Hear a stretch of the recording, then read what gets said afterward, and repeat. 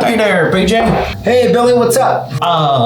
Phone's ringing, and customer's got a question about his Triton Plus. He says he's having a hard time finding the key codes. Okay, well, hey, I'm more than happy to help you. However, did I hear you say that you're answering the phones? Yeah, it was ringing. Oh, okay, well, hey, let's leave that for another day. Come on over and I'll show you how to do it. Alrighty, let's get this going.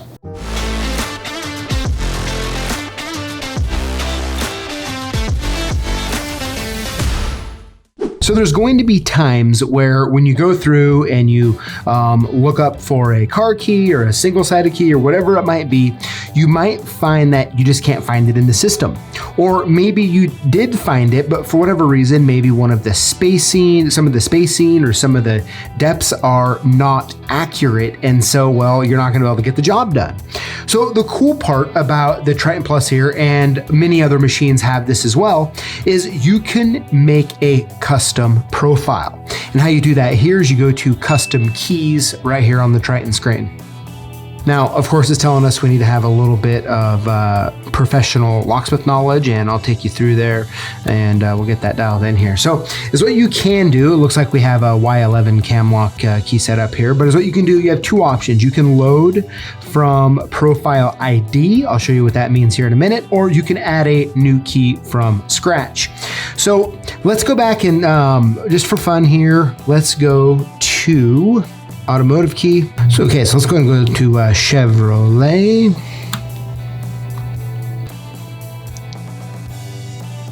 So when you click on it here, is get the actual card number, okay? And you can see right here at the top, it says card 10. So one step you can do is that if you need something already similar or the spacing or depths off, just find that card that's similar to what you need, and then you can take that and we'll put it into the custom key. All right, so we're gonna go back to the beginning. We're gonna go to custom keys, profile ID, it's gonna go 10. Okay. All right, so it's already highlighted that it's a single key. Now, of course, you can see all the different stuff you can do here, but it's already highlighted to a single key. It's gonna already highlighted here, as you can see, to the shoulder stop, which is what this one is. And then when you get in here, it actually already has all of your space and depth info. I like to move it over to inches here. And you can see it has all of that spacing info. So if you needed to just modify that for some reason, you could right here. You can go into the space width now, right, as you can see in the little image. And then lastly is your depths. So this is where you can adjust those real quickly and easily, all right, to set this information up. And then of course, last is the key width, all right? So now if we were to look up the info this is from Genericode, or you can even look at the Instacode one for that matter, is you're gonna see all of that same information right here on the code program.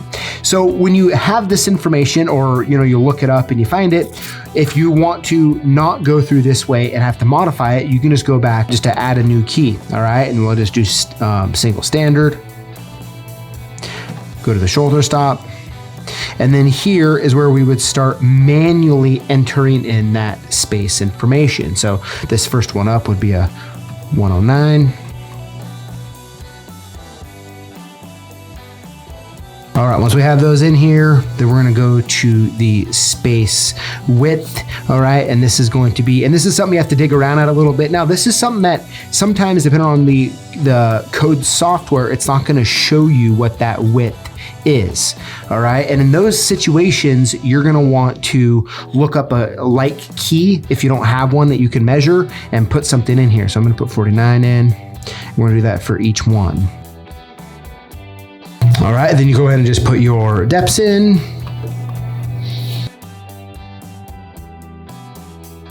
Then lastly, we want to put the entire key width. Of course, you can measure this with a pair of calipers.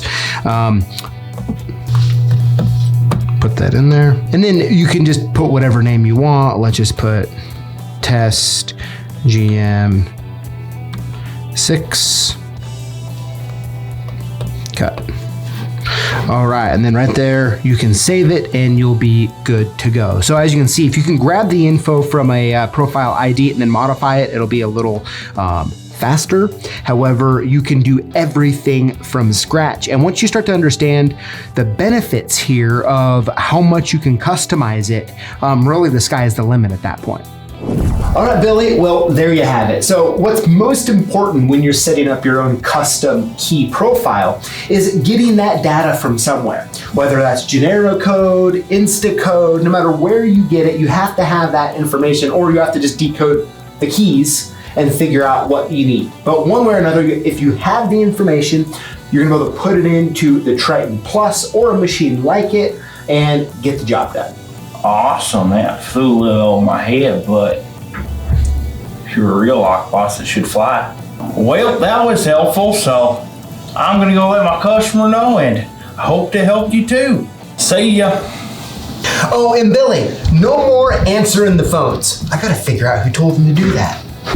Hey, before you go, I wanna make sure that you know to include the hashtag lockboss when you comment on our videos, and you automatically get hooked up to win free stuff that we give away each and every week. Tune in live here on Tuesdays at 4 p.m. Pacific Standard Time and find out who the lucky winners are.